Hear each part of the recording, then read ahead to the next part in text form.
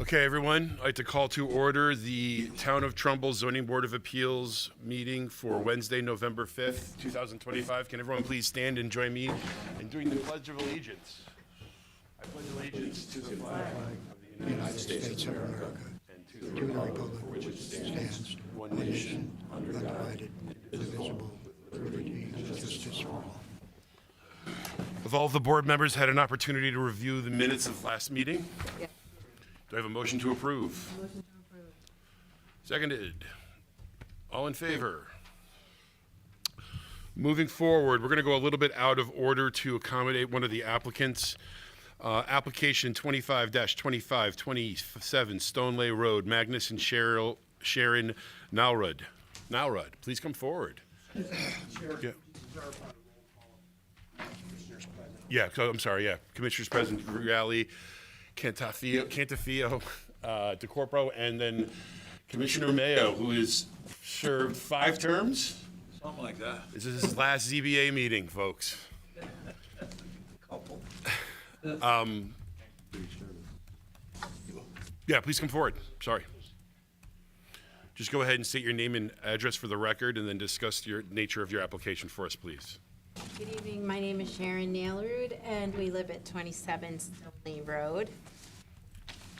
And we are asking the board for a variance of 3.9 feet on our front property for the purpose of front porch. Just give us a second to take a look at the plans. Thank you so much for. Oh, no problem.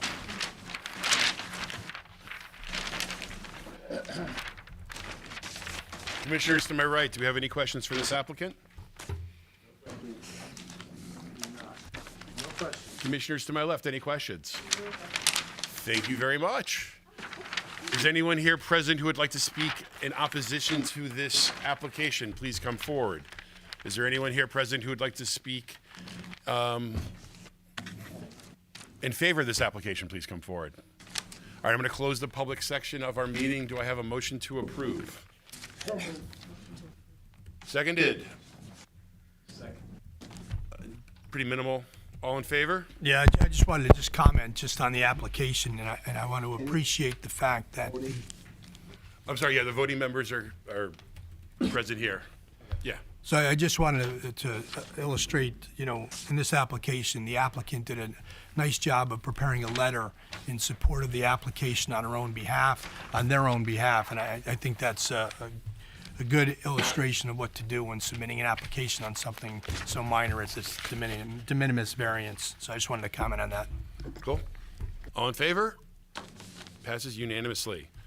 Thank you very much. Moving forward, application 25-23, lot 38, Pinewood Trail. Peter and Hildegarde Boyne. Mr. Chairman, I do have a conflict of interest on this application, so I'm going to recuse myself and step out. Thank you very much.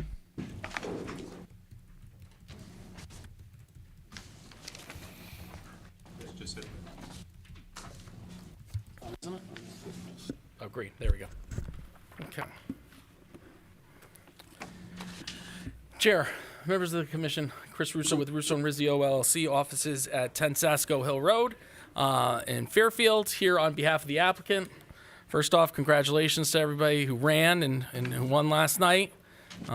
Your prize is that you get to hear me drone on and on, except for Commissioner Mayo, who gets some sweet relief after this. So thank you, Commissioner Mayo, for all your service. So here on a application on Pinewood Trail, returning to an area that we frequently return to, Pinewood Lake. I actually think my first application to ZBA for Trumbull I ever did, which is over a decade now, was on Old Dyke Road.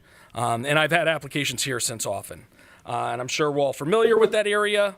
And when you see it, it's obvious as to why it often needs variances. It has these steep slopes down to the lake, particularly in the section of Pinewood Trail that we're talking about. And it looks like your typical lake community. The lots are small, the houses tend to be packed in together, and they front very close to the road. And then you have this, beautiful lake behind you.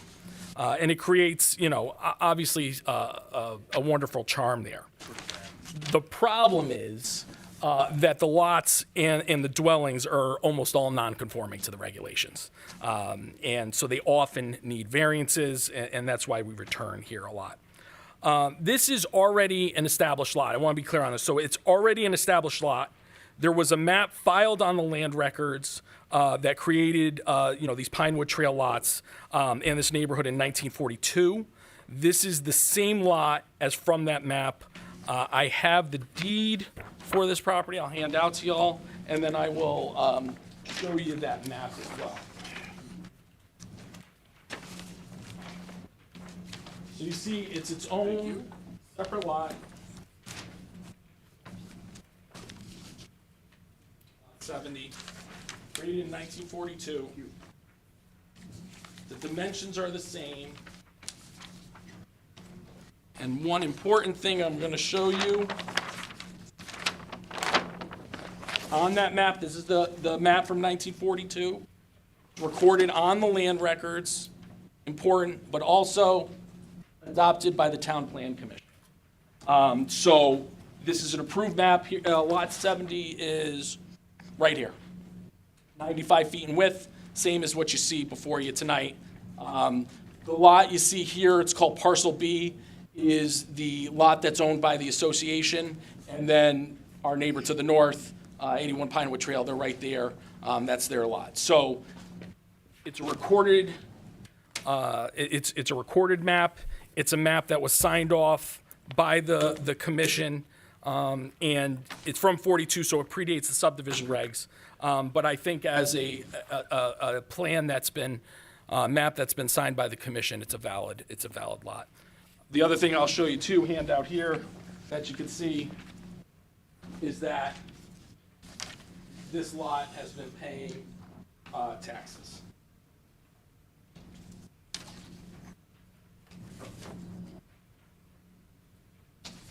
So it's had its own tax assessment. And it is not a lot that has merged with its neighboring property. I know that's something that, comes up because of the regulations, that if they're in common ownership, non-conforming lots like this can merge. It is not in common ownership, so it has not merged. So Pinewood Trail is in the residence AA zone, which requires 1 acre. This lot has 11,839 square feet, so essentially a quarter of the requirement, well undersized, which again, non-conforming lot area is something common in this area. Similarly, the required lot frontage is 150. This lot has 95 feet. Again, it's a common nonconformity in this area. And when you see lots with such an undersized lot area and lot frontage, you can almost predict that you're going to see issues with coverage if you're in the A zone, FAR, and setbacks. Our clients are proposing to build a 2-story single-family dwelling on the property. And again, you would expect to see an FAR variance on such an undersized lot, but we are not requesting that in this application. And you got to remember too, under the regulations, you have a minimum floor area requirement. So we built a house that exceeded the minimum floor area requirements, but stayed under your limits on FAR. So there's no request here for a floor area variance. And I'm going to show you variance from another house in the neighborhood that did need an FAR variance. So it's something I think, our clients, been restrained in the development to make sure it's a dwelling that fits on the lot. The 2 variances that we're looking for with regards to setback are to reduce the minimum front yard setback from 50 to 30 feet. Along Pinewood Trail, and then reduce the minimum side yard setback from 20 feet to 15 feet along the southern property line. And that's there's one side that has a dwelling, and then there's another side that's abutted by a vacant lot that's owned by the association. This would be along the side that fronts or abuts the vacant lot, not the other one that has a dwelling. And I think the key here is that these variants are just as conforming, and in some instances, much more conforming than what you find in the neighborhood. So to that effect, I want to show you an aerial. And what you can see, so Pinewood Trail, we're on the west, we're dealing with the western side of Pinewood Trail. You can see these homes, and they're all pulled close towards Pinewood Trail, away from the lake, creating a buffer with the lake. But then you can also see here, and including our property next door to us, they're not conforming as to side yard setback. Sometimes much more non-conforming than what we're proposing here. Again, it's a single-family residential dwelling. It's on the lakeside of Pinewood Trail. It's an area that has steep slopes down to the lake. The folks on the other side, and I'll show you some pictures of Pinewood Trail, sit substantially higher than those on the lakeside. Just to iterate that point, the front of the house, which is already set back, is already much lower elevation than the street side. It starts at 193 feet at the front of the house, and already by the rear of the house, it's down to 180. So there's some significant drops here in elevations. To show you the site plan, you can see that here. Up by the road, it's 210. House is starting 192 to 193. Down here is 180. Continues dropping down to where it gets to the lake, and then that's when it starts flattening out. But as you can see, pulled more towards towards Pinewood Trail to match the character of and how the other houses are located in that neighborhood. With regards to this property, so the neighboring property to the north, 81 Pinewood Trail, that dwelling is about 5 feet off of our property line. We're proposing a conforming side setback of 20 feet from that property line to create a viewscape there essentially, so that people on the other side can still see through the lake and not crowd this side. Where we've shifted it and require the variance is on this end, reducing it from 20 down to 15.1. But again, this lot here is owned by the association. It's a vacant lot. So you still have the wide open viewscape down here on this end, and we've created a buffer here from this property to make sure there's a viewscape on that end. And then the front variance, 50 is required, and we're proposing 30, which is in line with a lot of other houses.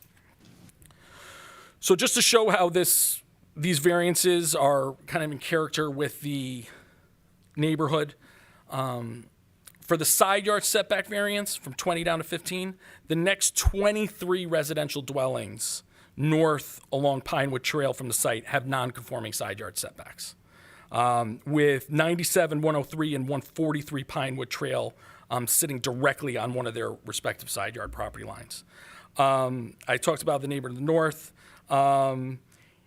This is the same thing on the easterly side. They have non-conforming side yard setbacks as well. And again, what we've tried to do here in the design is give as much, a compliant buffer on the side that abuts the dwelling, so we maintain viewscape for those in the neighborhood down to the lake. What I will show you is, just so you can see again in relation, there's a variance that was granted just a little bit north of here for 103 Pinewood Trail. And I highlighted their variances for front setback.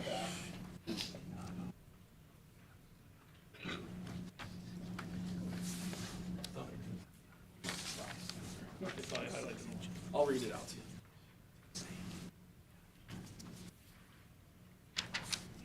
So this is 103 Pinewood Trail again. This was in 2023. Front lots setback variance of 23, where 50 feet is required, and 27 is proposed, so a few feet closer than we are. A side lot setback variance of 9.2 feet, where 20 feet is required, and 10.8 is proposed. So they had 10.8 on one side, whereas we have 15.1, and they actually also had it on the other side, as you can see, and a side lot setback variance of 9 feet, and 11 is proposed. So our side setbacks are greater than both of their sides that they asked for. And our front setback is further behind than where they were. And then the other thing you'll probably notice if you read on is that this one also, this needed an FAR variance, which is a variance that we're not requesting here. So regarding the front yard setback variance, one of the things that drives it is it's not that deep of a lot. It's only 110 and 120 feet deep. So when the AA zone requires a 50-foot front setback and a 50-foot rear setback, you're going to need some type of setback variance one way or another, unless you're living in a 10-foot deep house, which obviously isn't practical. And the other thing I think is important to remember is that Pinewood Lake falls under the purview of the Wetlands Commission. There is a 100-foot upland review area. So we are looking to favor giving the lake a buffer and not requesting a rear setback variance, but moving it towards the front, just to give the lake as much of a buffer as we can. And you can see that's what most of the dwellings on the street do. And in some instances, we're more conforming than them. The next 13 residential dwellings northward along Pinewood Trail have non-conforming front yard setbacks. One of them as low as 12 feet from the road. But again, that's part of the charm of Pinewood Lake, and we've tried to design this to be in character with what's there. So just to go over hardship in review. Hardship, this is a lot that is established before the regulations. We have a recorded map with this lot established. It's not in common ownership with an abutting lot that would have caused merger. It's been transferred separately. It has its separate tax bill. For the front setback, I think we have two main hardships. The first being the depth of the lot, that it's just not very deep. And then the second being the lake, and that we're trying to create, maintain a buffer to the lake. And for the side setback variance, the hardship is that the significantly non-conforming lot width. We've maintained the setback with our residential neighbor and asking for the variance on a wide vacant lot. Again, to try to maintain views. With that, it's relatively straightforward. I have some pictures I can show you just if you want to side elevation. But so it's a little tough to see from this distance, but you can see here's the road. There's a significant drop off the lake. I've circled right here is a stake. That's the southerly property corner. So this area over here is all vacant land that the association owns. It's a little hard to show how steep these slopes are, but you can see there's a significant drop off. This shows, here's that property stake again, but now I'm looking north, and there's that property, the next dwelling.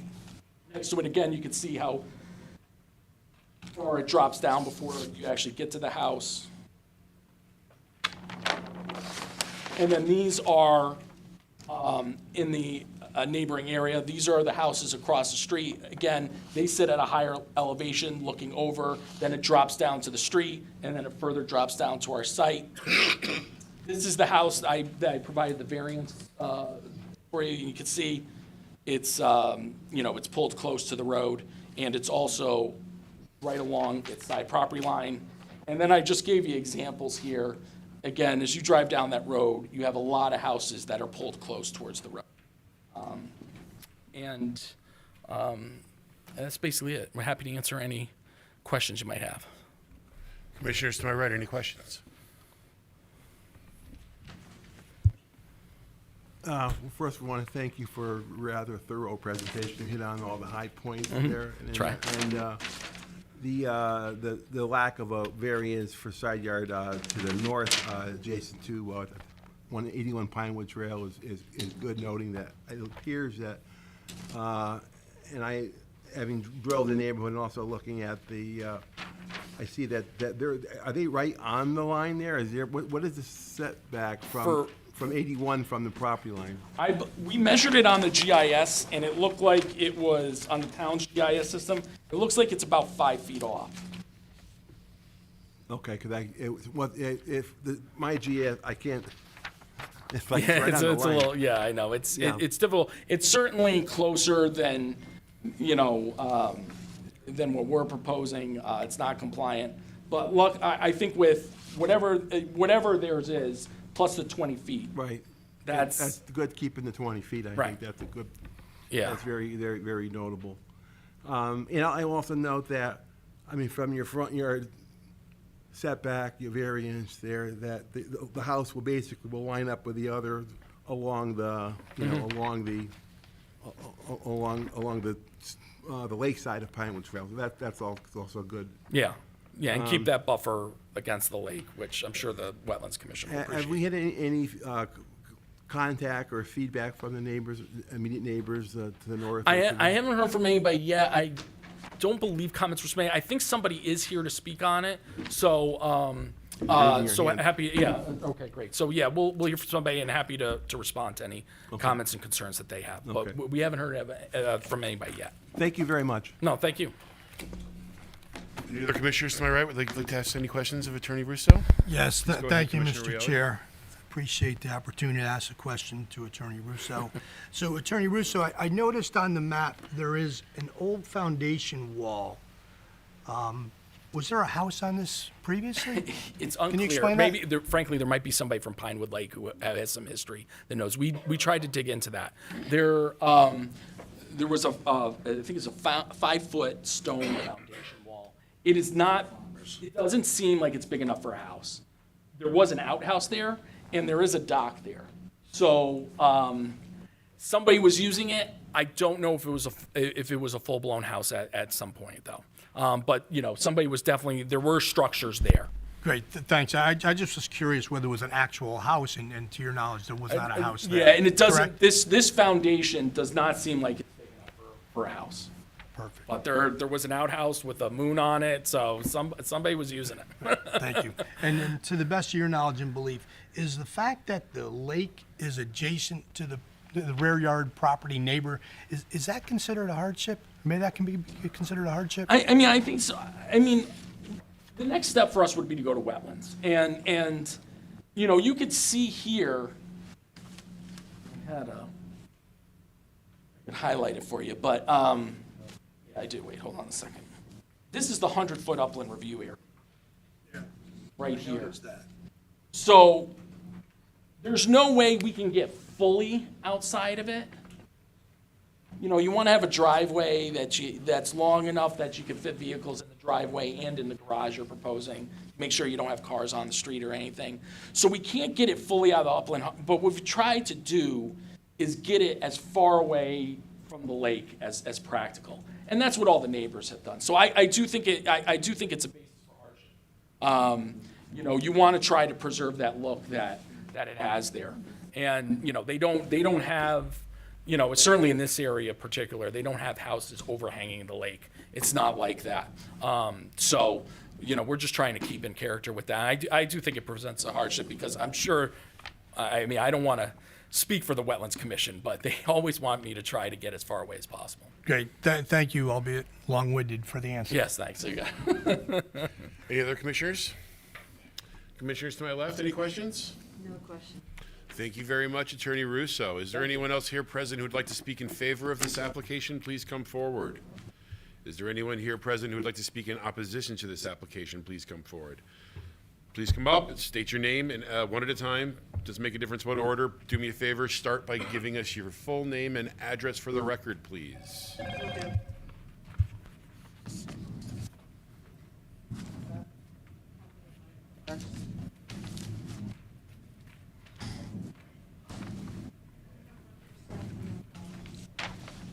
Say them. Thank you.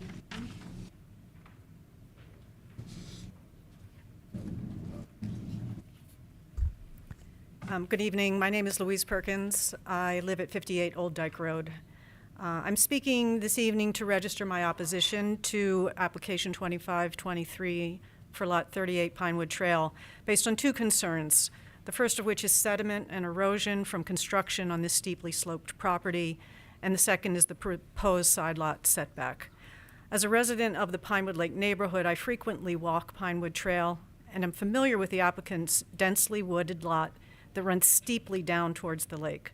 I've examined the contour map on the Trumbull GIS, which indeed shows the steep slope. I'm not an expert in using these contours to measure steepness. If I simply calculate the declination of 20 feet over a 60-foot run, roughly from front to back, it seems like it's around a 30% slope, which seems quite steep to me. There may be a different way of doing that. But regarding sediment and erosion control, Trumbull's zoning regulations in Article 10, Section 2 appear to apply to this application. The construction project and landscaping for the surrounding yard may well involve clear cutting on this wooded lot close to the 10,000 square foot number that's mentioned in those regulations. Relatedly, the removal of trees on this steep slope property is concerning due to the erosion and sedimentation that would likely result. Given the nature of the lot, the activities proposed could adversely affect Pinewood Lake through erosion and sedimentation.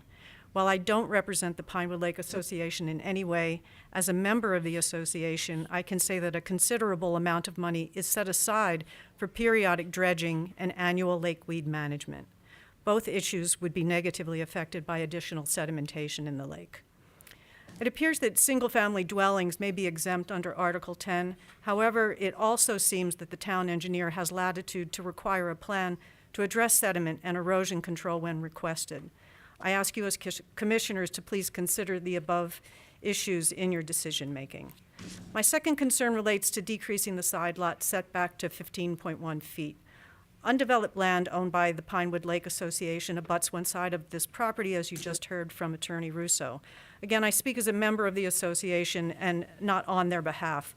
But in recent years, I can think of two examples where homeowners have encroached upon undisturbed Pinewood Lake property, seemingly due to narrow side lot setbacks. In fact, one of the properties that Attorney Russo highlighted was involved in one of these encroachments, and it has been expensive, frankly, for the association to patch up. So significant efforts have gone into addressing the consequences of these encroachments.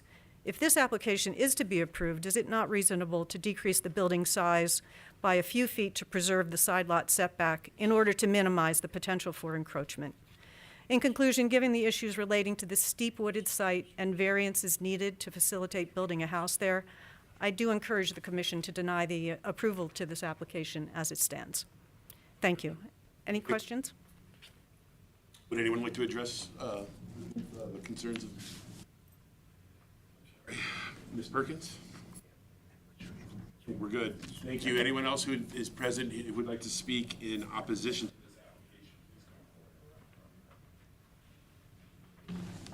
this application? Again, I would ask you to please do me a favor and just state your name and address for the record, please. Yeah. Excuse me. My name is Margaret Lemaire, and I live at 81 Pinewood Trail, which is the lot that abuts to this property. I have two concerns regarding the proposed house plans and the request of variances. My concerns are related to the preserving of the existing character of the Pinewood Trail Lake community, and I was glad to hear that was a concern of theirs as well. The first is the height of the home on Lot 70. I propose a condition of approval stating that the front house height will not exceed 30 feet whether the current owner or buyer builds on Lot 70. If the home on Lot 70 is at a similar location, which it sounds like that's what they're proposing, as our home and the home on the other side of the PLA lot, and with the grade of the land, it would reduce the visibility of the height of the house from the road and the neighbors. The second concern is the proposal of the reduction from 20 feet to 15.1 on the PLA side. The lot was referred to as a vacant lot, and I would like to clarify that it's really PLA property that people who do not live on the lake but are members access the lake. So there are boats stored there, it's used, it's not just an empty lot. As Louise mentioned, there's encroachment issues on parcels by adjacent houses. So I would propose an additional condition of approval is that for the 15.1 would be stating that the property line will be respected by by the new owner or the builder, and that so that the whole community can enjoy that property. Thank you. But you know, just to address one of your concerns, they're not applying for a height variance. It's Right. 40 feet, and they're proposing 31 feet. So it's Right. right in that area where you were. Okay. Any other commissioners have any statements for this? All right, thank you very much, ma'am. Yes, You and done? it was for any buyers, because this is the plan we're being presented today. But if somebody else bought the land and, They would have to come before us in a Right. different situation. Okay, thank Is you. there anyone else here present who'd like to speak in opposition to this application? Please come forward and do me a favor and state your name and address for the record, please.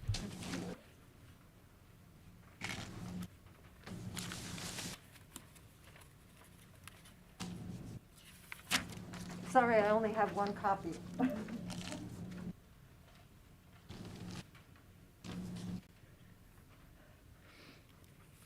Good evening, members of the Zoning Board of Appeals. My name is Janet Epstein.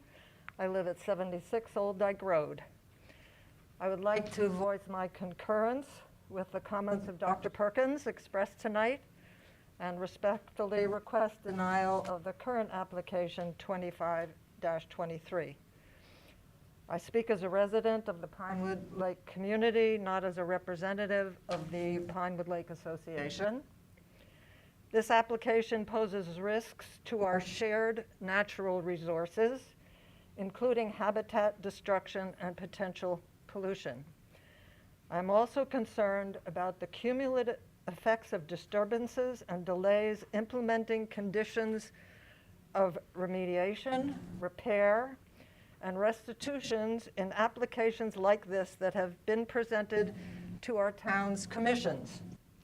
These go unmeasured, but any impact is borne by our lake in particular.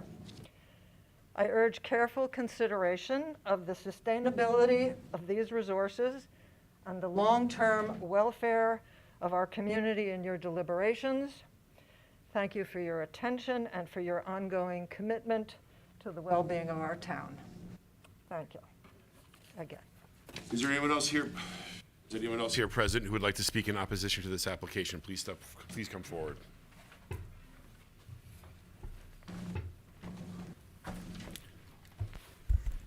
Good evening. My name's Eric Cuddy. I'm at 85 Pinewood Trail, second lot north of the lot that's being proposed for variances. Similar concerns. I'm against the variances for everything the three people before me had mentioned, the deterioration of the property there, the steep slope. Trying to visualize this housing developed on that property is very difficult to really visualize having a two-car garage when most other neighbors, the immediate neighbor, the Lemaires, have a one-car garage, 1,200 square foot house, so it just doesn't seem to conform. But with that said, I'm just concerned about the health and well-being of the environment. There's a lot of wildlife that seems to always get disturbed every time there's some type of development on the lake with other buildings. So I'm just voicing my concerns and opposition to the variances. If something is to be built, I think it would need to conform with the existing lot size at this point. Thank you. Thank you. Is anyone else here present who would like to speak in opposition to this application? Please come forward. Thank you very much. Attorney Russo, would you like to address the concerns of these? Yes, residents, yes. Thank you for the comments. First, regarding the height, so, I mean, we have no issue with, we're proposing 31 feet. I think, Chair, as you were noting, it's 40 feet in this zone. We were trying to be, again, we were given some room there and doing 31. The tough thing is, you know,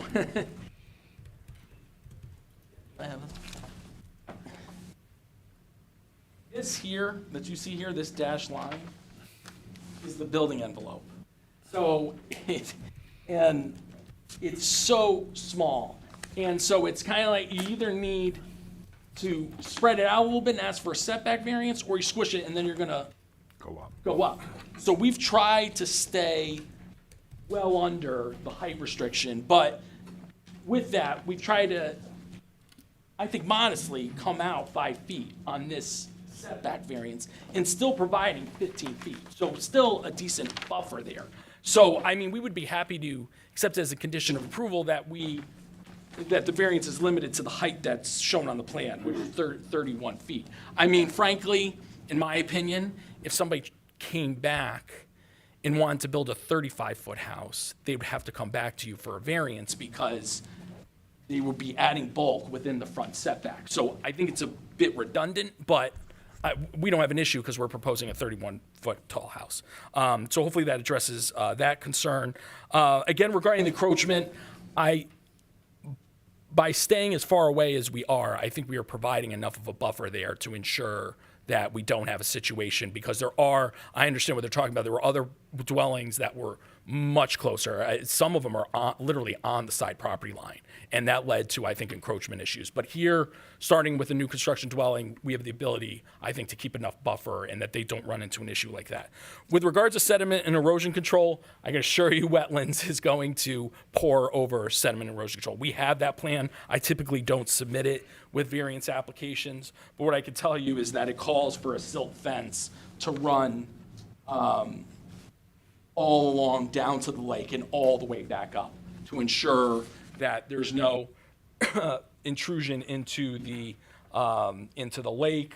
But then it has a number of other measures. There's an anti-tracking apron that's going to go here. The stockpiling is going to be around here. That gets silt fenced as well. So your regulations have standards built into them to avoid that type of situation, and we would certainly abide by those. And so other than that, again, I think when you have a lot like this with such a limited building envelope, it's kind of give and take in that, okay, we're asking for a side setback variance, but that allows us to keep the height down rather than trying to conform and drive it up. We've tried to be respectful of the neighbors, of the viewscape, and fitting in with what's there already. With that, happy to answer any additional questions you might have. Commissioners to my right, do we have any questions to address any of those issues? Commissioners to my left, any questions for Attorney Russo? And just so you know, with regards to tree removal, there are trees that obviously have to be removed with it, but we have an extensive landscaping plan to replant, and that goes into some of the erosion control as well, to replant in multiples of what we're removing, to make sure we don't have an issue with that. Counselor, just to be clear, your client does consent to a condition of approval that the height not exceed 31 feet, even if it were to be a possible requirement to come back for a variance. Yes. And there will be conditions of approval with respect to drainage and Correct. as well that we. Prior to engineering approval, the applicant must demonstrate compliance with administrative policy for stormwater management and drainage design standards and submit an application to Inland Wetlands Watercourse Commission. Thank you very much, Attorney Russo. I'm going to close the public portion of our meeting. Do I have a motion to approve this application? Seconded. Discussion? Thank you, Mr. Commissioner. I have a few comments. So I think we as a board, when we assess these types of lots, because they've been before us many times with regard to Pinewood Lake and the other lakes and beautiful lakes that are in town, I kind of assess it as, what's in the best interest of the lake, believe it or not. And we're kind of the tail that wags the dog to a certain extent. We're the lesser of concerns of what we handle here at, we handle dimensions, right? How far back the property is, left, right, front, back, side yards, heights, things of that nature, right? And I believe the applicant's done an effective job of managing what's in the best interest of the lake with regard to dimensions. I appreciate the comments and concerns of those who spoke in opposition to this application, and they're realistic comments and concerns. However, those comments and concerns are better served at Inland Wetlands and with regard to reviewing the building application. Because the Inland Wetlands, they need to sharpen their pencil with regard to preservation of sediment and erosion control on the lake. I'm not an engineer. Silt fences can be effective in certain circumstances, and pads can be effective in certain circumstances. But I think when you're addressing the need, the preservation of a lake or any other inland and wetland watercourses, you need to be hypersensitive with regard to protecting and preserving the natural environment of the lake. And those are the concerns expressed, I believe, by most people in opposition. However, with regard to this application, like I said, I believe the applicant's done an effective job of protecting the lake, and I appreciate the applicant's counsel basically explaining the trade-off of a 5-foot side yard variance for a 31-foot restricted height, because they could go up to the maximum height permissible is 40 feet. And if I were, in that environment as a neighbor, I would prefer a shorter structure rather than a 5-yard, as opposed, in exchange for, I should say, a 5-yard encroachment to a side yard to a lot that's not even occupied by a resident. So those are my comments with regard to the application, and I would urge those who spoke in opposition to definitely be in tune with the Inland Wetlands Commission and make sure the engineer review of this erosion plan and review of the planting plan is up to your standards and needs, because that's the organization, or that's the commission that really has the bulk of protecting that lake. And those are my comments. Commissioners, any other commissioners on my right who would like to make any additional comments? Commissioners to my left, any additional comments? And I would concur with Commissioner Reale, especially with this neighborhood. We're very familiar with it, and there are properties that have asked for far greater, and we have actually approved it. And I do think it's unfortunate to see a nice little chunk of undeveloped land on Pinewood Lake turn into but it is an existing lot, and they have the ability to build on it, so. And just as a additional comment, Mr. Chairman, as you may recall, we had an application come before us in that area with regard to a house that was actually built across the wetlands. And the question was, why was it coming before us first? It should go to wetlands first. And the issue, we denied it. That was appealed, and I believe He that won the appeal. They won the appeal. They sued us. Right. They sued the town, and they ended up being successful on appeal. So, like I said, I know this commission, in the many years that I've served on it, I haven't served quite as long as Dick Mayo because he's much, much, much older than I am. However, whenever these applications come before us, it's what's in the best interest of the lake and the environment, which we are in tune to. So those are my additional comments. All in favor of approving this application? Mr. Chairman, So as a part of approval, one of the conditions is the height of the building cannot exceed 31 feet. Do I have to make that as a motion? Yeah, you probably should. Yeah, so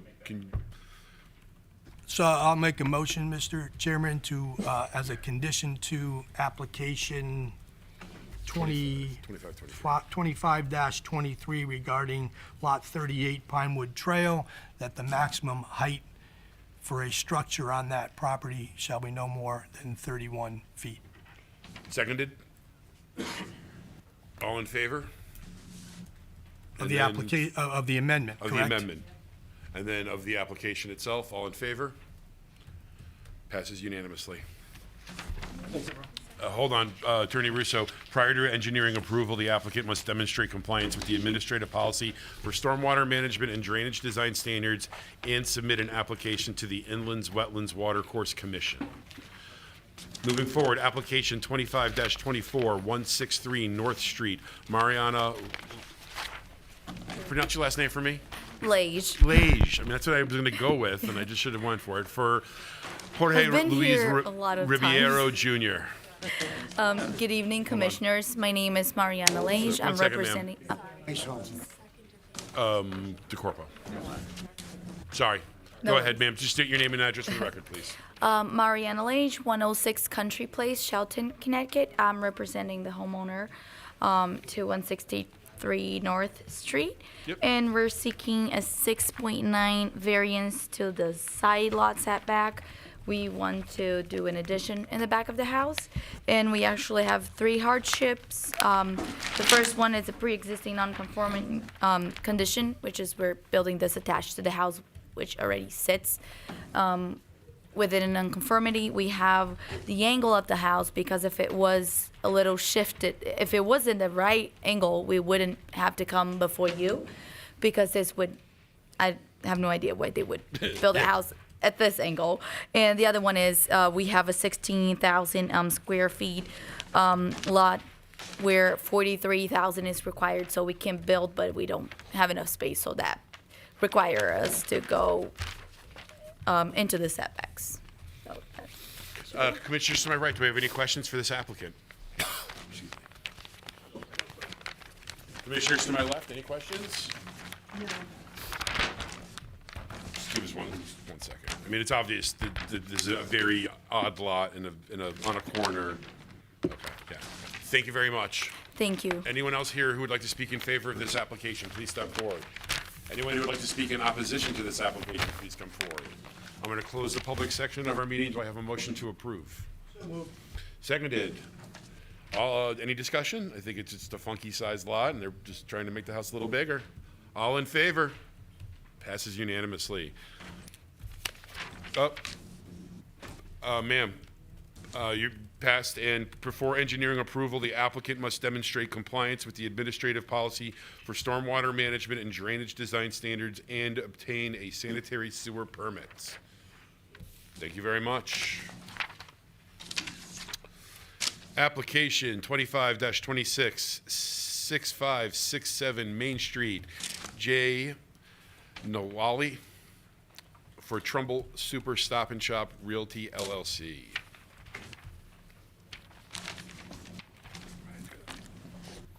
Thank you, sir. Go ahead. Good evening, members of the board. My name is Rob Bolito. I am an attorney with Willinger and Busey.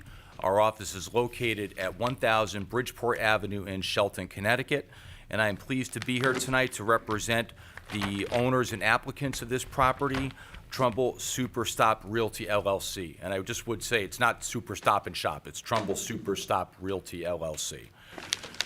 So we are seeking a variance to allow for the construction of a new code-compliant staircase to provide ingress and egress to the second story of the building.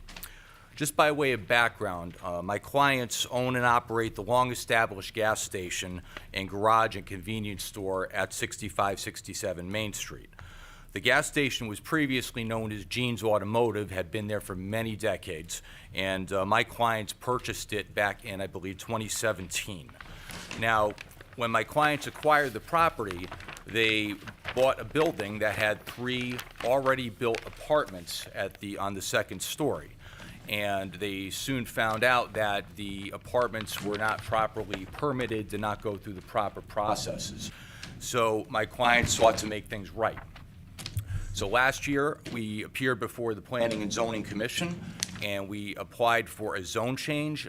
This was in residential A at one point, and we sought to have that changed to the Long Hill BC district, which is where it really belongs. And we also applied for a special permit to allow for the construction, essentially the building inspection of the 3 apartments up on the second story. The Planning and Zoning Commission granted both applications. So that's important for you to know in terms of background.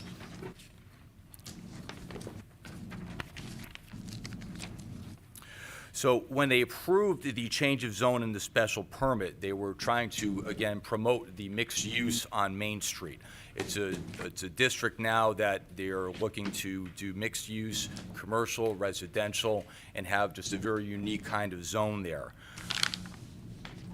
So after this happened, what we discovered was that the staircase in the rear of the building was not compliant with the regulation that provides for a 50-foot buffer between any structure, which would include a staircase, and a residential zone.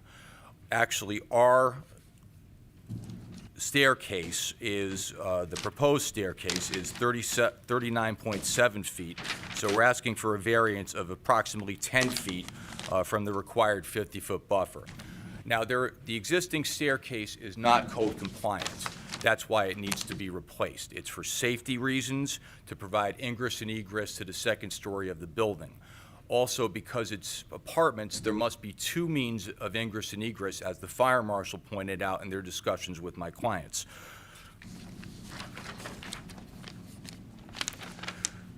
So you're well aware, I'm sure, that you have the authority pursuant to Connecticut General Statutes 8.6 and your own regulations to vary your zoning regulations after due consideration of public health and safety. The public health and safety issues and the hardship are that because of the location of the building, the way it's sited on this lot, it's a rectangular lot, there's not a lot of space around it, especially in the back. This is literally the only place that the staircase can go. And if I can, Gia, can I get this up on? Thank you. Okay, so you will note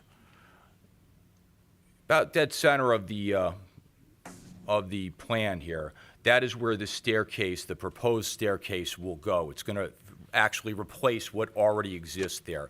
It will be fully code compliant. It will provide safe ingress and egress to the second story apartments, and it will also allow for, you know, the fire department, if they need to get up there to, you know, deal with a medical or a fire concern, they can get up there safely. I would also say that there's no adverse impact to the neighbors because it's a 10-foot variance that's next to a wooded area.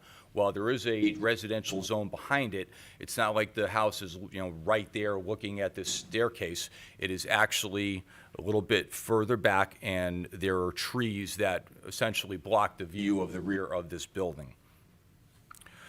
Now, also, according to Connecticut General Statutes 8-6, it states that the Zoning Board of Appeals shall have the power and duty to determine and vary the application of the zoning bylaws in harmony with the general purpose and intent of the regulations, with due consideration for conserving the public health, safety, convenience, welfare, and property values, and not generally affecting the district in which it is situated. In this case, in plain English, the subject property is unique in its shape in that it abuts a residential area. The literal enforcement of Regulation Article 2, Section 3.2.5, Paragraph 4, would prohibit the installation of this staircase. It would remove the possibility of use and occupancy for the 3 apartments above, and it would create a hazard in terms of ingress and egress. It would essentially render these apartments useless.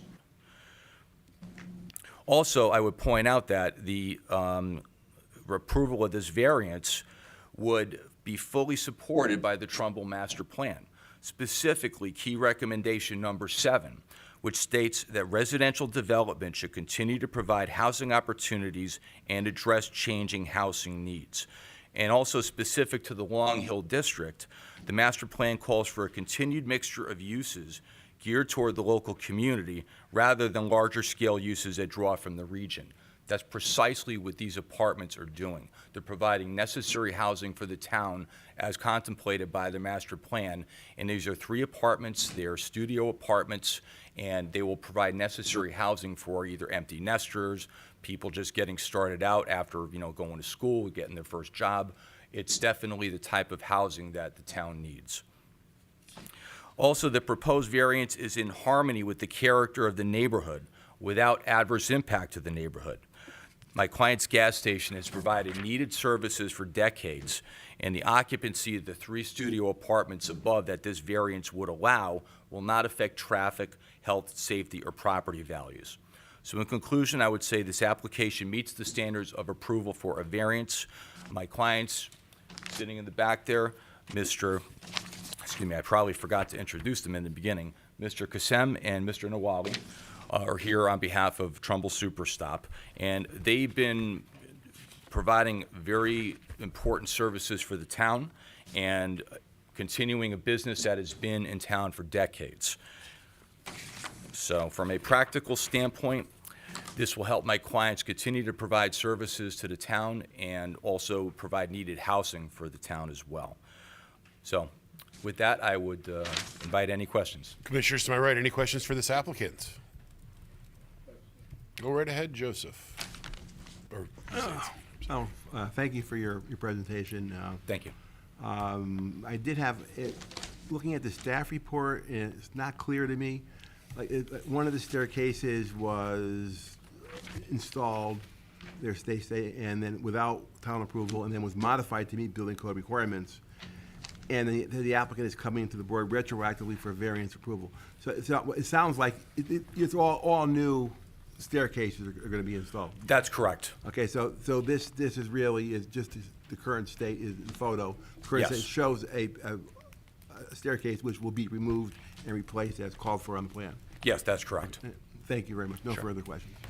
Any other commissioners to my right? Commissioners to my left, any questions for this applicant? Thank you very much, sir. Is there anyone else who's present tonight who'd like to speak in favor of this application? Please come forward. Is there anyone here present who'd like to speak in opposition? Thank you very much, sir. Thank I you. will close the public portion of our meeting right now. Do I have a motion to approve this application? Mayo, seconded by Cantafio? Cantafio, I'm sorry. My bad. And Cantafio. And any discussion? Yeah, I mean, this is a unique property. It's been before us Oh, before. I'd like to give these guys a win once in front of us. In fact, I'll give them a win and a star for creativity and making this property, maximizing the use of this property in a manner in which it's beneficial to the town and not squeezing a square peg into a round hole. And I wish them continued success. Thank you very much, Commissioner Reale. All in favor of this application? Passes unanimously. Thank you very much. Moving forward, application 25-27, 260 Old Town Road. Attorney Robert Belito for Me again. Ilkan Goncalves and Luis Vaz. Buckle in for this one, folks. Bear with me 1 second.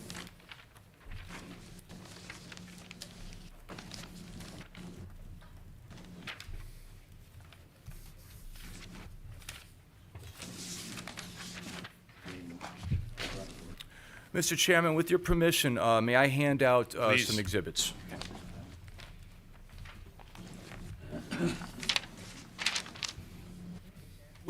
Okay.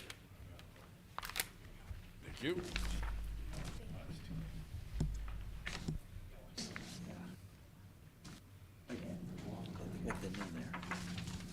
Years ago.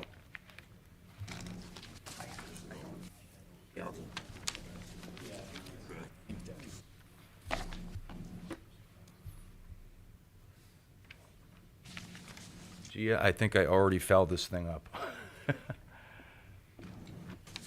Pressing, but nothing's happening.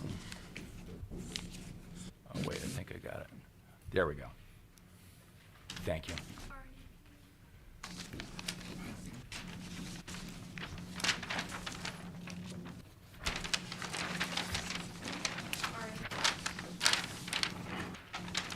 Can you put the,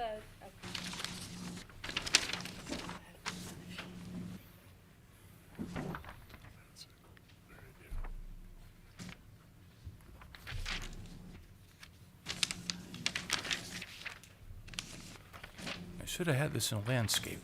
Okay. So, again, my name is Rob Belito with Willinger and Busey.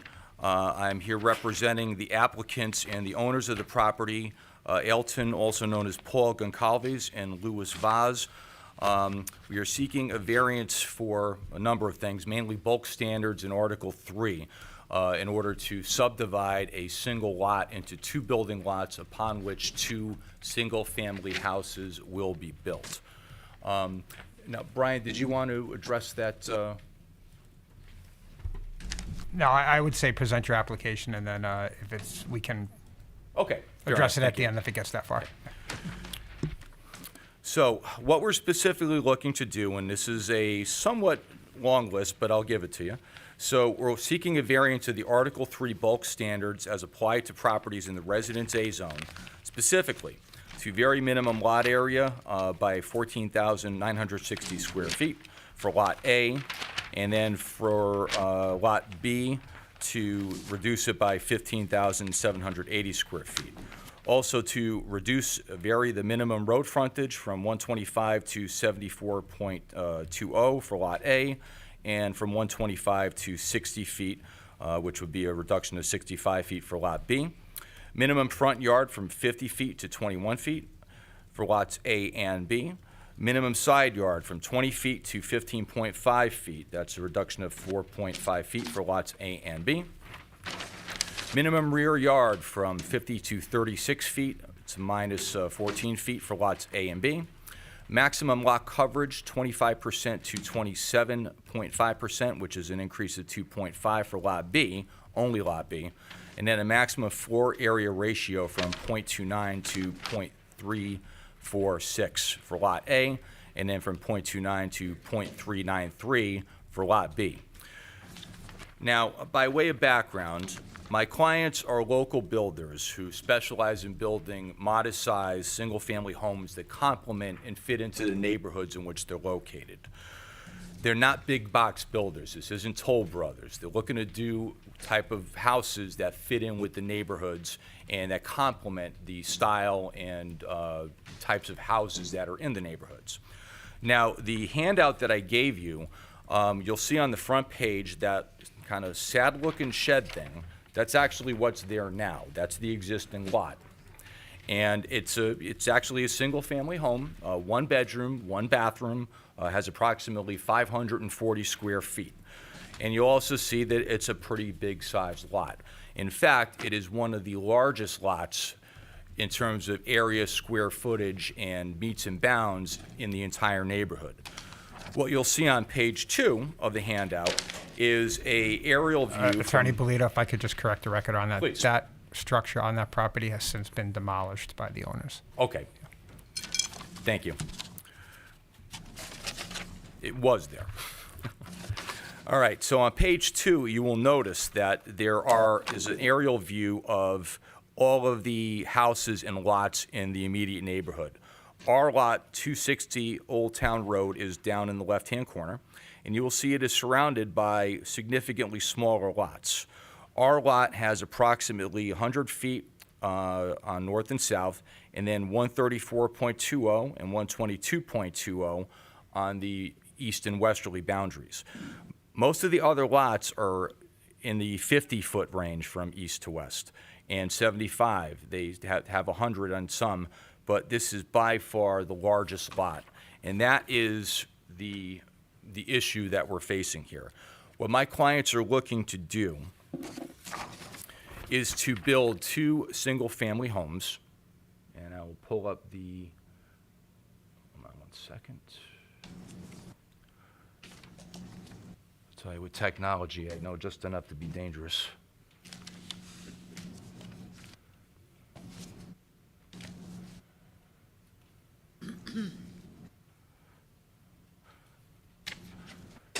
How do I get to page, like the next page? Scroll down or you can hit the down arrow. Oh, just down there, okay. Usually. Of course, I'm working it, so it's not working. So this is a finicky laptop.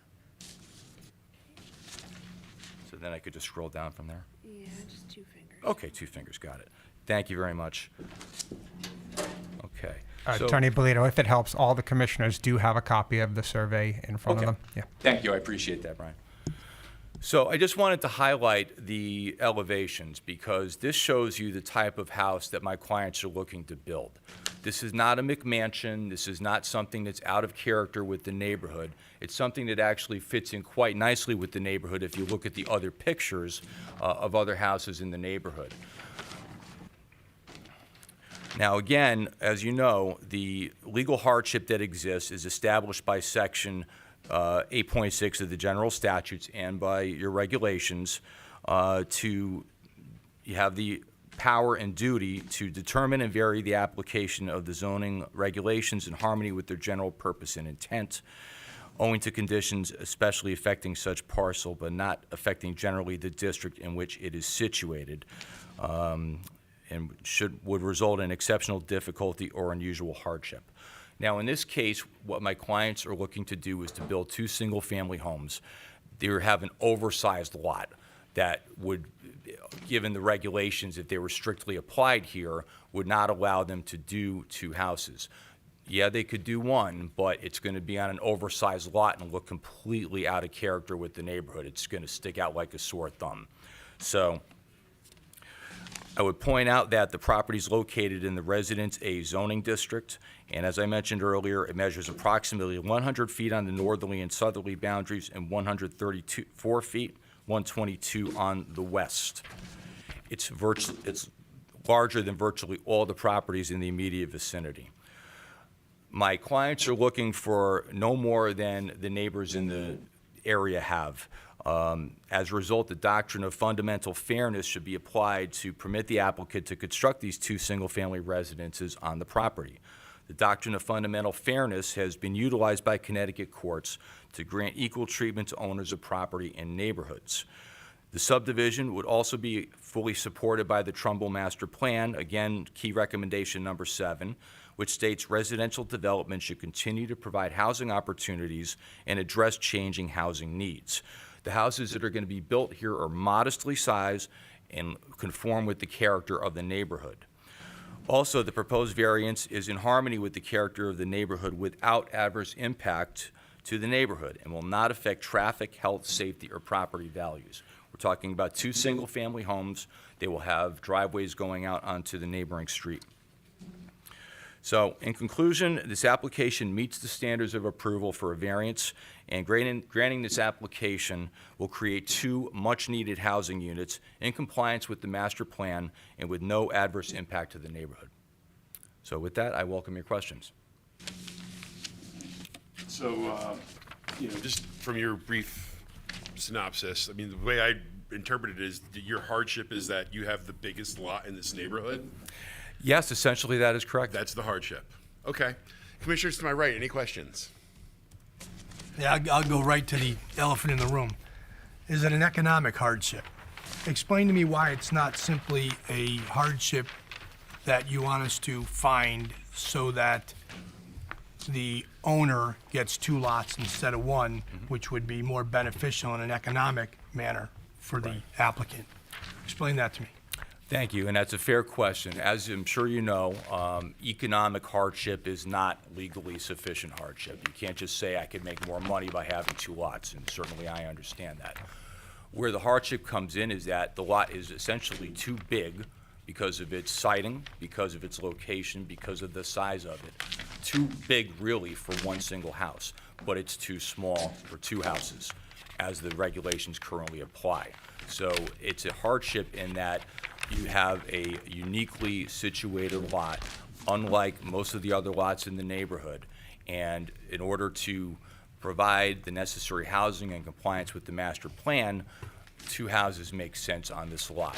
And it would certainly be in conformity with the character of the neighborhood, where most of the lots are smaller, and the houses are similarly sized to what we're proposing to build here.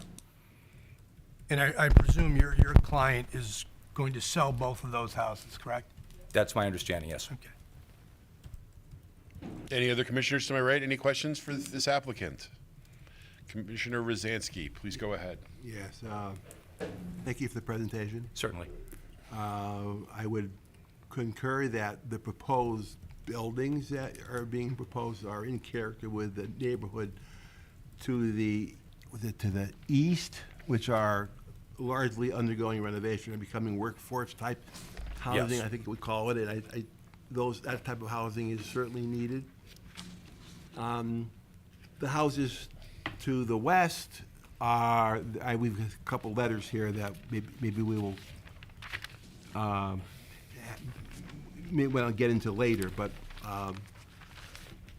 as far as a response. But I did have a concern regarding, I brought it to the attention of to the chairman, that as far as the variance goes, that because Lot A, as you're proposing, okay, is on Old Town Road, it has frontage on 2 streets, and it's required to have setbacks, okay, of 50 feet on both streets, unless there's a variance that is approved.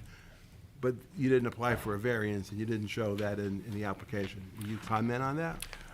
Yes.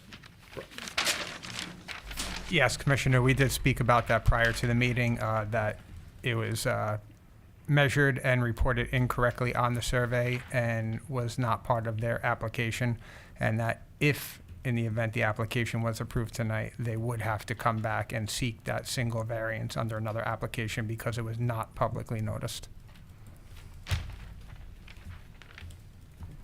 So one of the concerns, and I'm reading a letter here from the Planning and Zoning Board of Appeals from Patricia Rose, 11 Lansing Avenue. Have you read this in, or are you going to read it in? It's already in the record, Mr. Jones. It's already in the record, okay. And her concern, she has concerns about traffic and other, just adding to that situation. And what I did notice, and I did drive the neighborhood, and I did notice that a lot of people are parking in the streets. Right. And that is an issue. I did also notice that some of the houses that are there, for example, in this one you showed here is H1279. I think it's house number, where is it? It's on land, on the other side, yeah. Is it number 8? But at any rate, they're showing the driveway is significantly wider than the driveway that you're showing over here, and it would accommodate 2 vehicles side by side, plus the car in the garage. So it's also a longer driveway, where your driveways are 21 foot long, which is basically the size of one parking space. Right. And could you comment on that? That is a concern about the parking, and I also have some concerns about the neighborhood. I noticed I didn't see any sidewalks, no street trees or appurtenances. It was rather, it's under development. There's been a lot of work being done there, okay? I can see the concern for the neighbors because it's a work in progress, okay? Right. But I'm trying to justify what we as a board can do, okay, regarding the variance. So,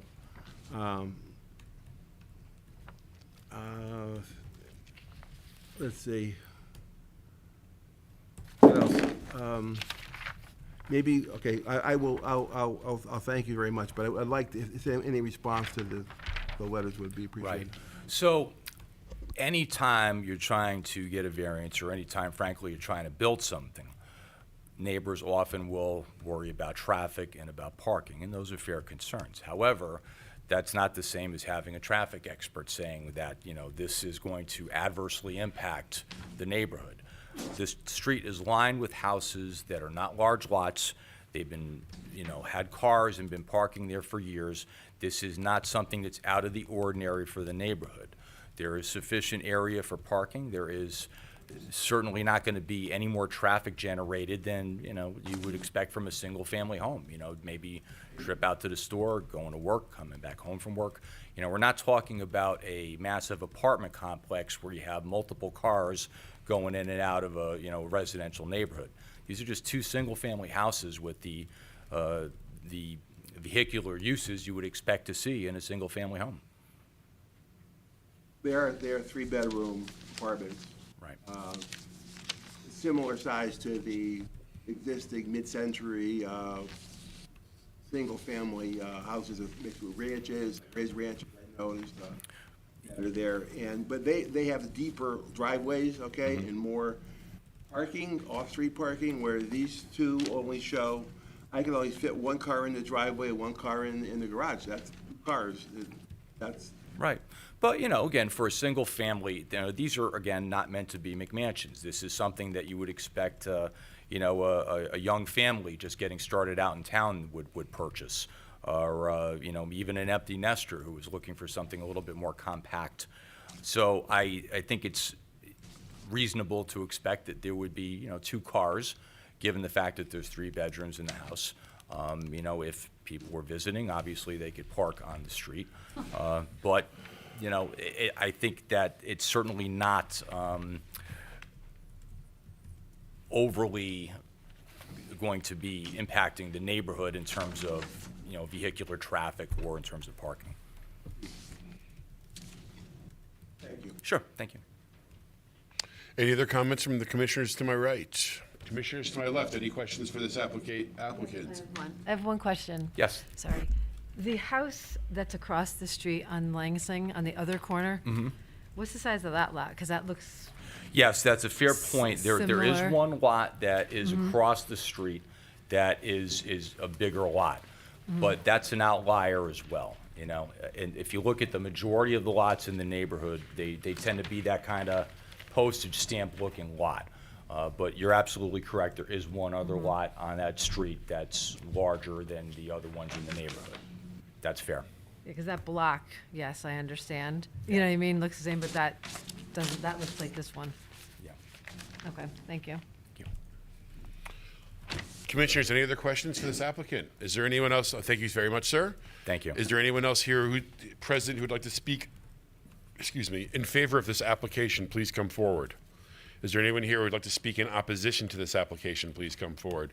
Please come up and state your name and address for the record, please.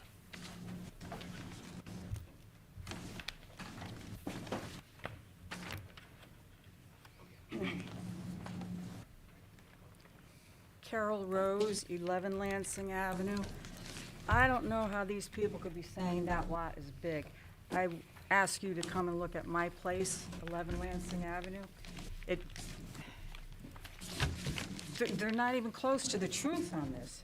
Almost every house on that street has a bigger piece of property with one house on it. Other than that, I'll stick to my script. Zoning regulations exist to protect and preserve, but the ZBOA has never considered our neighborhood to be worthy of preservation or us to be worthy of protection. We are well aware that our proximity to Bridgeport has long made us expendable. We were told that very bluntly by an elected politician. Streets that were quiet and tree-lined are now lined with cars, and are treeless thanks to the developers and the UI who last year clear-cut the neighborhood. However, this time there is one major difference: safety. Visibility at the corner of Lansing and Old Town Road is already a problem. Old Town is a hill with a curve. When exiting Lansing onto Old Town, cars coming up Old Town are not visible until they are only a few car lengths away from the intersection. Parked cars further limit that visibility, and vehicles turning from Old Town onto Lansing are then forced into oncoming cars.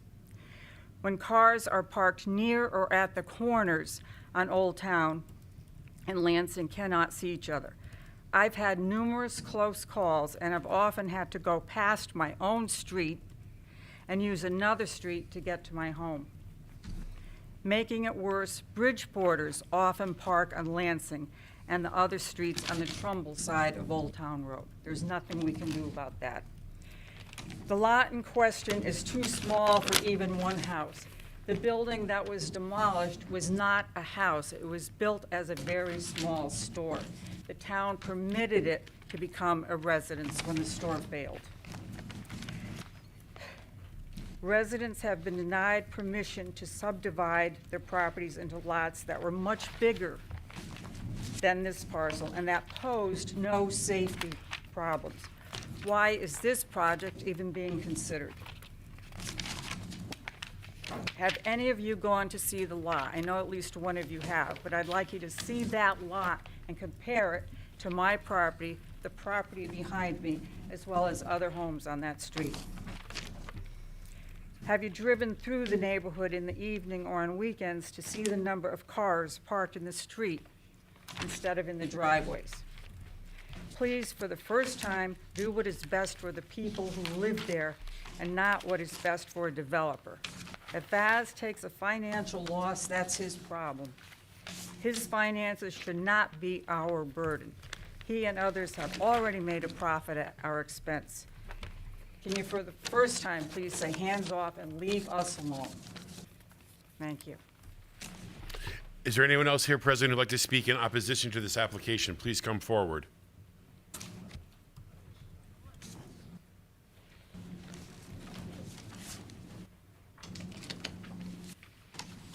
name is Arthur Waller. I live 3 Lansing, right across the street. You see my house right there. And every day we come out the parking lot, on my driveway, there's always cars parked there. You know, one guy came to visit me one time, parked in my driveway. He hit the car across the street. It was parked right there. So if he's gonna build this house right here, his driveway is gonna be right in my driveway, basically, almost. And, you know, I feel that he can only build one house. It's supposed to be on 260 Old Town Road. They changing the addresses now. So are you gonna build the road bigger, wider? You gonna make that street wider for us? No, probably not, but I think they shouldn't be building 2 houses there. It's too close and too congested there. When you come around that corner, it's dangerous. The buses, the school buses, the snow plows, they're gonna come around that corner. There's somebody always parked there, you know. Every time in the wintertime, there's a car parked there and the snow piles up right in that corner.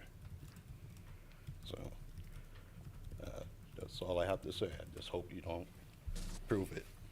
Thank you very much. Is there anyone else here present who would like to speak in opposition to this application? Please come forward.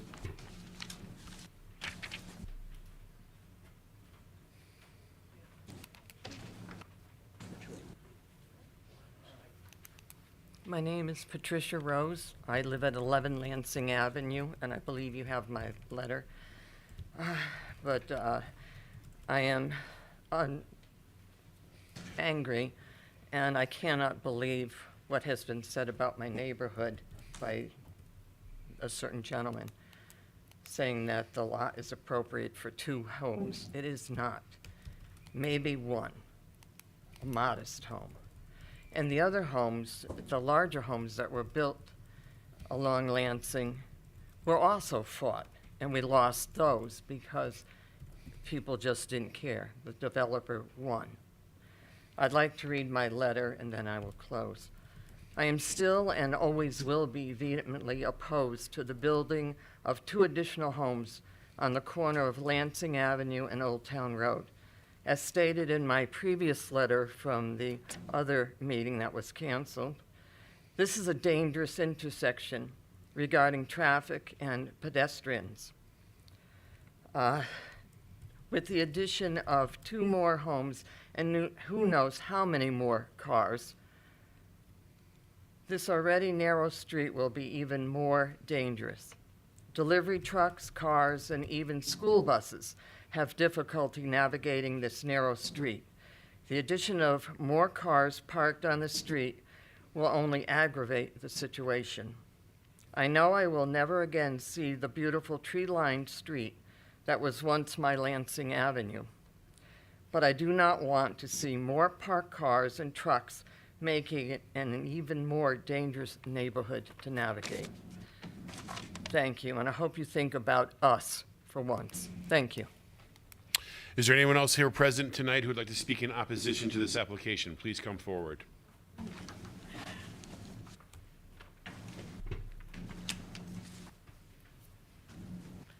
Good evening. My name is Helen Tronkowski, and I live at 6 McAdoo Avenue, which is the next block up from Lansing. Again, I've been at the house since 1978, and since the sewers went into our neighborhood, they have built houses on almost every lot that was empty, and it has certainly grown.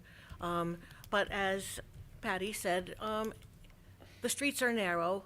The buses have a really hard time getting through, so the kids consequently, have to be much more observant, getting on and off buses. There are no sidewalks there at all.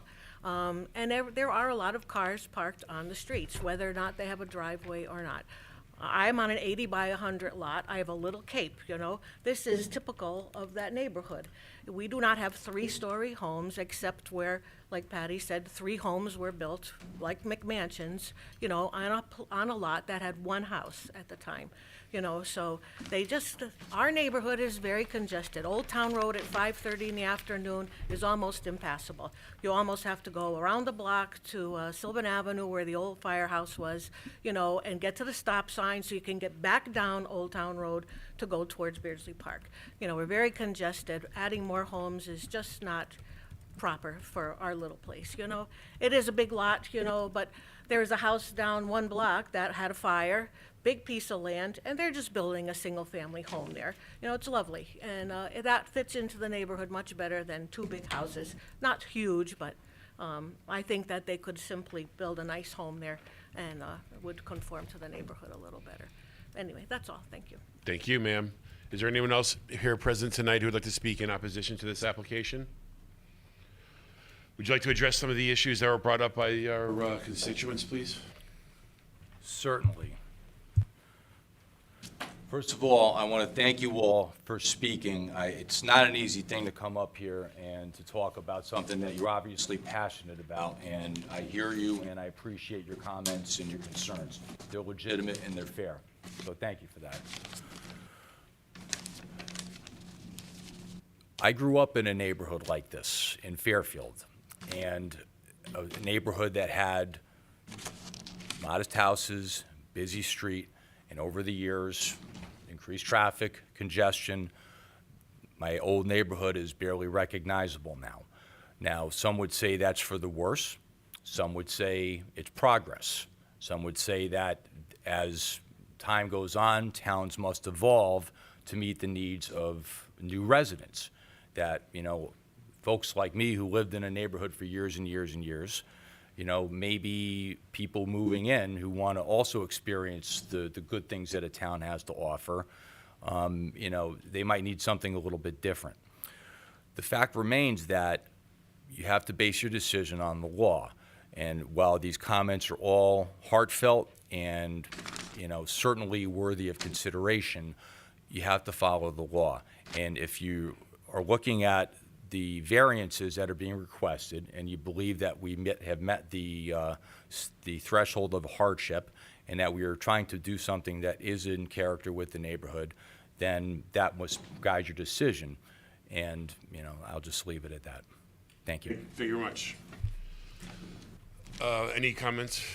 I'm going to close the public section of our portion of our meeting. I'm sorry, I closed the public section. Do I have a motion? Motion to reopen the public. Thank you. There you go. Come ahead, sir. Thank you. I'd like to know who's gonna be building this house, because whoever knocked it down, they came in like gangbusters. They knocked down signs, they knocked down all the trees. They just almost hit her house with the trees. Damaged our property. They damaged her house with property. Who's gonna be building this house, these houses? If they gonna come in like gangbusters, how, you know, what we gonna do? We gotta, and it's gonna affect us. I'm gonna get out of my house. The street's gonna be pulled up, and, you know, nobody said anything about that.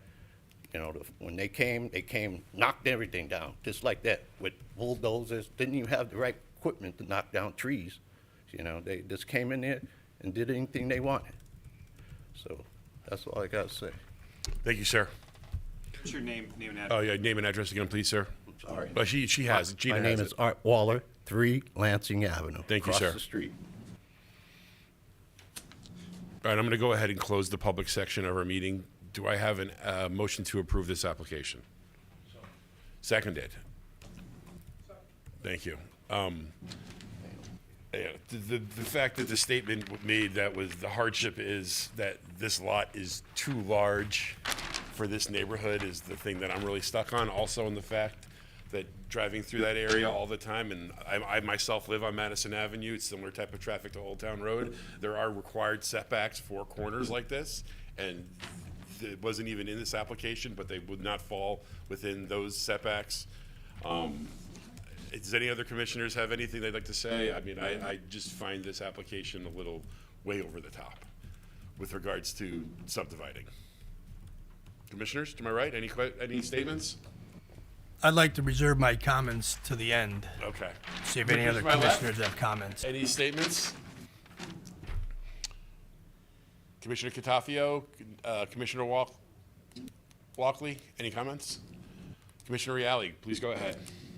So initially, my concern was, this seems somewhat egregious, right? However, I can make an argument for or against it. However, when I take a look at this and I listen to the application that was presented, and the applicant's counsel does make a reasonable argument for a hardship. However, it's our responsibility as commissioners to determine, based upon the facts and the presentation, whether a hardship exists within the bounds of the law. Sometimes without regard to passion or pleas of the neighbors. That's the challenge that we always have. Now, it's a non-conforming lot, so something's going to be built there. So the question to me, as this evening went on, and I listened to the expressed and legitimate and reasonable concerns of the neighbors, a lot of which were historical and continue, predate us. Some of the concerns are concerns with Department of Public Works, right? Not doing their job properly, maybe by putting the snow in the wrong places. Some of them with regard to parking, maybe not enforcing parking regulations properly, police department. However, when I look at this application, I think to myself, what's the lesser of two evils? Do you want one big house on that lot, or two houses that seem, and I use that term intentionally, to be in conformity with the neighborhood? Is one large house on that lot, because it is a larger lot based upon the view of the area, aerial view, but also just driving through. It's a larger lot than some of the other lots in that area. So do they want one large house or two, what I'll call houses that are in more conformity with the neighborhood? That's really the question for me. And I squarely straddle that line. Some of me looks at it and says, hey, I don't want someone to build some large house there, maximize profit, because this is a developer. This is someone who's going to be building a house on that lot, selling it to maximize profit, period. If adjusting that profit over two lots makes it more in conformity with the neighborhood, I lean that way. If building one oversized house that detracts from that neighborhood makes more money for the developer, if we restrict them to one lot, I'm kind of against that, because I think that would stick out like a sore thumb and would cause more problems than the two smaller lots. And that's the challenge for us, right? We have a non-conforming lot. Something's going to be built there. I hate to be the bearer of bad news to the neighbors, but something's going to be built there. That's not an issue that this commission created. No, it's an issue that has existed in nature, right? At some point, that lot was approved as a lot. Zoning regulations changed, and now it doesn't conform with our current regulations. It's smaller than what's allowed, like all of the lots there. However, our challenge is whether or not we deny this application, and then the next application that comes in has one large house on that lot, and they have the right to build that large house. And albeit we could deny that application, it'll get appealed, and we'll lose that appeal, and that house will be built. So the question is whether you want two smaller houses or one much, much larger house. I'm leaning towards the two smaller houses. And part of the reason why I lean that way is because if you built those two houses, you're not going to have parking along that street because you'll have the two driveways. There just won't be enough room to park cars parallel to the curb there any longer, as I see it. So I'm leaning towards approving the application, albeit I'm not an advocate of destroying the neighborhood. I'm just trying to use a little foresight and do what I think is best for that part of the neighborhood, because something's going to be built there. And that's the challenge that we have. So those are my concerns, those are my comments. And frankly, this is not an easy application, right? But as I say all the time, if it was easy, right, for all of us, none of us would be sitting up here, right? We do this because we care about our town. We do this because we like to think we make a difference in our town. And I'm hopeful that we all do this because we want to do what's in the best interest of the town and more specifically of the zone, more specifically of the neighborhood. This is a very challenging one because on the one hand, if we approve this application, there's going to be 2 smaller houses there. On the other hand, if we deny this application, another application's, because we all know, is going to come before us with a much larger house, and even if we deny that one, it's going to get appealed and we lose on appeal. That's the challenge. I'd welcome any other comments from the commissioners to give me your opinions, and maybe that may help us all decide one way or the other. Any commissioners to my right, any further comments? Yeah, I agree with Matt. I mean, this is a difficult situation, but he brings up a good point that something's going to be built here, and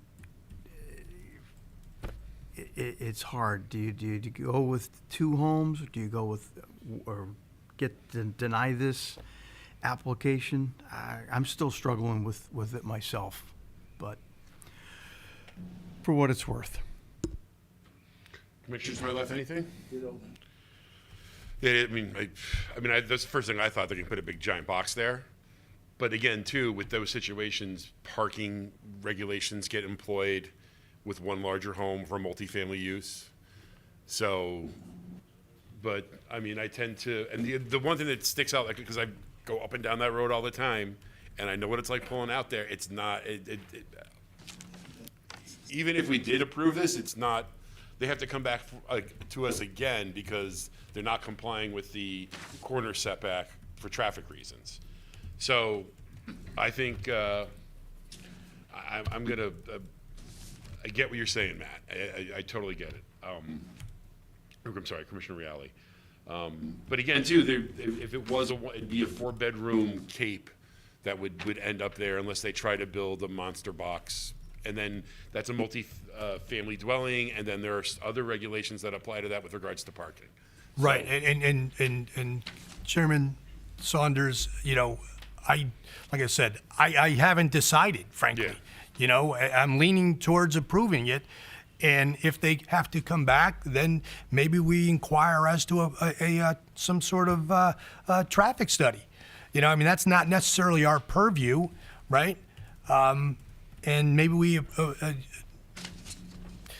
raise that issue, that's a concern of ours.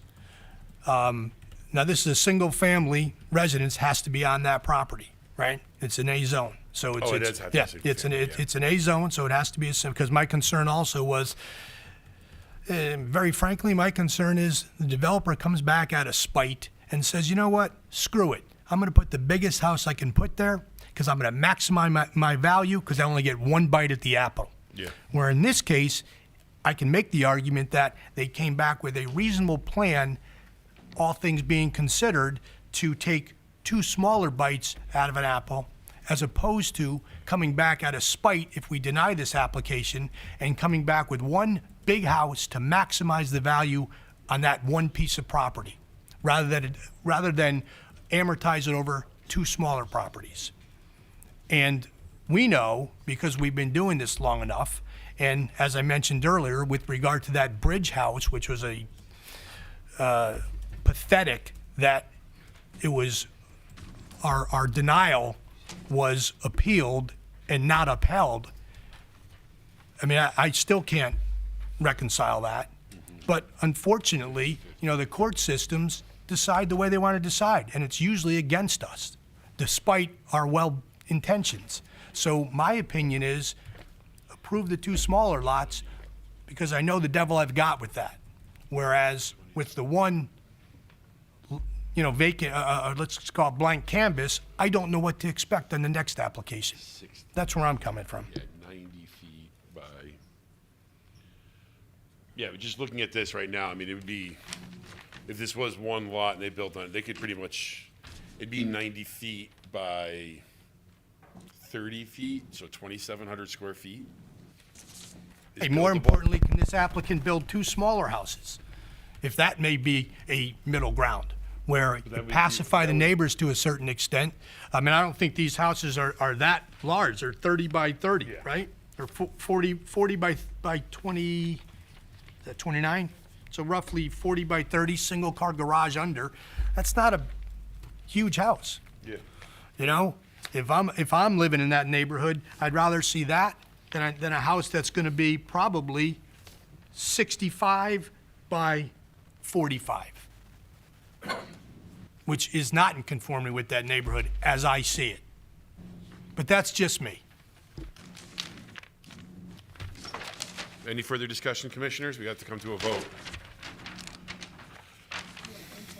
Please go ahead. I'm new, so this may not be appropriate, but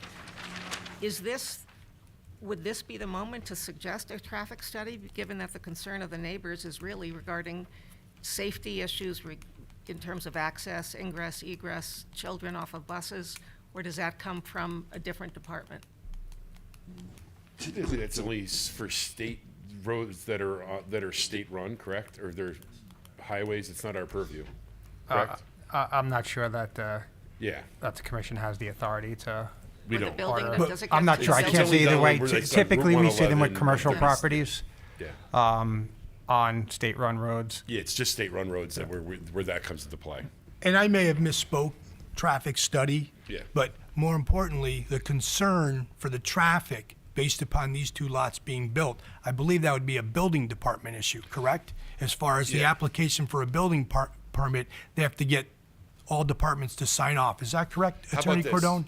I've got an idea. So because this application is incomplete, because it is missing one of the, or actually 2 variants because of the proximity to the corner of that road, and then also that one setback that's missing from the road, can we allow them to, or is it just that one, or is the corner in there?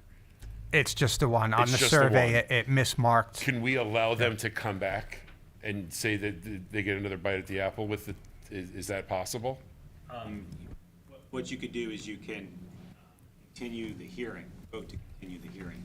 Do we want to, You basically close the hearing. Continue we punting, or are we going to make a decision? and their application and renegotiate it. Yeah. Or they could withdraw and resubmit next month. Might be cleaner way to do it. The hearing is closed, but they come over here and tell me. I think those are the 2 options you have. You also could not decide tonight. You don't have to decide this evening. 5 days to render a decision. Commissioners, any thoughts on postponing this decision and/or allowing the applicant to return to us with a complete application that addresses all of the variances that are required to subdivide this lot?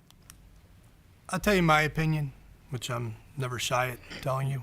But, I mean, my opinion is we have some strong resistance or opposition to this application, and there's a lot of legitimate reasons why.